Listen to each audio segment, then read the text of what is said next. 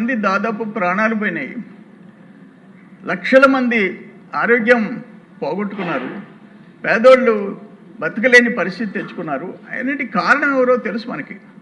ఈరోజు ఆ కేసు జరుగుతుంది, దానికి ఎవరు వెనక బ్యాక్బోన్ ఎవరు, బాస్ ఎవరు, డాన్ ఎవరు అందరికీ తెలుసు. ఇక్కడ కూడా ఈ నెయ్యిలో, కల్తీ నెయ్యిలో ఆయనకు సంబంధం లేకుండా ఆయన మనుషులు, అక్కడుండే రెడ్డి గారులు మొత్తం చేస్తుంటే వారికి తెలియకుండా ఎట్టుంటుంది. నేను ఒక మాట అంటాను. ఇప్పుడు కాళా శ్రీనివాస్ గారు చెప్పారు, మంత్రి గారు ఈరోజు చదివిన రిపోర్ట్లో అస్సలు బ్యాక్బోన్ సంగతి ఎత్తకుండా అధికారులు, ఇంకో కొంతమంది అధికారులు ఉండారని అన్నారు తప్ప, అంటే టీటీడీ చైర్మన్లు, అక్కడ పెత్తనం చేసిన ఎమ్మెల్యేలు, జగన్మోహన్ రెడ్డికి రైట్ టు లెఫ్ట్ హ్యాండ్లు, వాళ్ళని గురించే మెన్షన్ చేయకుండా. మాకు ఒకటి బాధ ఏంటంటే, దిశ మనం అధికారంలో ఉన్నాం బిట్వీన్ 2014 and 19, అరౌండ్ 18, నేను అనుకుంటాను 2018లో ఆనాడు విజయసాయి రెడ్డి ఘోరంగా చంద్రబాబు నాయుడు గారి ఇంట్లో పెరట్లో పింక్ డైమండ్ ఉంది అని చెప్పేసి మాట్లాడినప్పుడు మేమందరం అనుకున్నది ఏంటంటే, ఒక ఐపీఎస్ ఆఫీసర్ని తెచ్చి బొక్కలో వేసి రా ఇంట్లో ఎక్కడుందో పెరట్లో చూపించని చెప్పి కానీ ఆ జైలుకి పంపించుంటే ఒక భయం అనేది ఉండేది దిశ. అటువంటిది ఈరోజు నేనేమంటానంటే, ఘోరంగా వీళ్ళు చేసిన నిర్ణయాలు దిశ ఇవన్నీ రాజశేఖర రెడ్డి, జగన్మోహన్ రెడ్డి టైంలో నిన్న ఆఖరికి ఏకసభ్య కమిషన్ మీద కూడా ఇండైరెక్ట్గా ఎవరో ఒకరిని పంపించారు. ఏమైంది? సుప్రీంకోర్టు చెక్కతో కొట్టింది, అయినా బుద్ధి వచ్చే పరిస్థితి లేదు.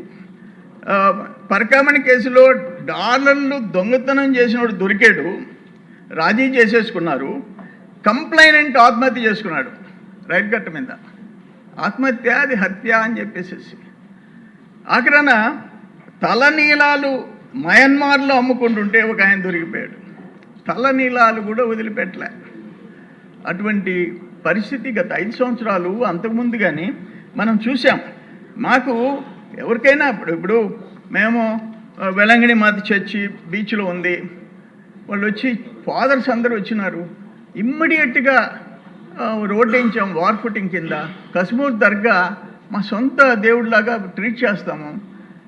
అందరూ ఒకవేళ మేము ఒక మతం కావచ్చు, ఇతర మతాలని గౌరవిస్తాము, వాళ్ళని పూజిస్తాం, దాంట్లో నో డౌట్. బట్ ఇంత ఘోరంగా ఒక హిందూ ప్రపంచంలో ప్రఖ్యాతిగాంచిన తిరుమల విషయంలో ఇంత దారుణాలు చేయటం, అసలు కల్ప్రిట్స్ ఎవరో వాళ్ళని ఇంతవరకు చర్యలు తీసుకోకుండా పోవటం ఎవరు డైజెస్ట్ చేసుకోలేకపోతున్నారు. అది ఆఖరికి ఏంటంటే, బిల్ గేట్స్ 99% ఆయన ఆస్తిలో ఆదాయంలో 99% 145 దేశాలకి పేదోళ్ళ ఆరోగ్యాల గురించి, చదువు గురించి ఖర్చు పెడుతుంటే, దాని గురించి తల్లి చెల్లి ఆస్తులు కూడా లాక్కున్న ఆయన అభిమానులు ఘోరంగా మాట్లాడుతుంటే, ఎందుకు ఇంత తెలుగు వాళ్ళకే చెడ్డ పేరు తెచ్చే, తెలుగు జాతికే చెడ్డ పేరు తెచ్చే పరిస్థితులు ఈరోజు చూస్తున్నాం అంతే. అందుకని ఫైనల్గా ఇప్పుడు అందరూ మాట్లాడినారు, చాలాసేపు మొత్తం మాట్లాడారు, నేను ఎక్కువ టైం తీసుకోవట్లేదు.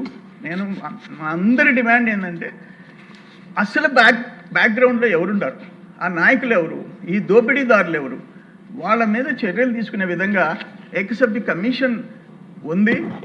ధైర్యంగా ఏకసభ్య కమిషన్ డెఫినెట్గా అసలు కల్ప్రిట్స్ ఎవరో, ఆ కరప్షన్ ఏందో, ఆ బ్యాక్బోన్ ఎవరో విచారణ జరిపి వాళ్ళని శిక్షించాలని చెప్పి ప్రపంచంలో ఉండే వెంకటేశ్వర స్వామి ఏడుకొండల వాడి భక్తులు అందరూ కోరుకుంటున్నారనే విషయాన్ని మీ ద్వారా నేను సెలవు తీసుకున్నాను అధ్యక్ష. గౌరవ ఉప ముఖ్యమంత్రి వర్యులు పవన్ కళ్యాణ్.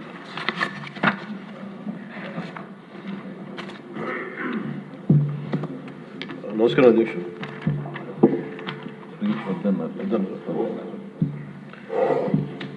గౌరవ ముఖ్యమంత్రి గారికి, మంత్రివర్గ సహచరులకి, సభ్యులకి, గౌరవ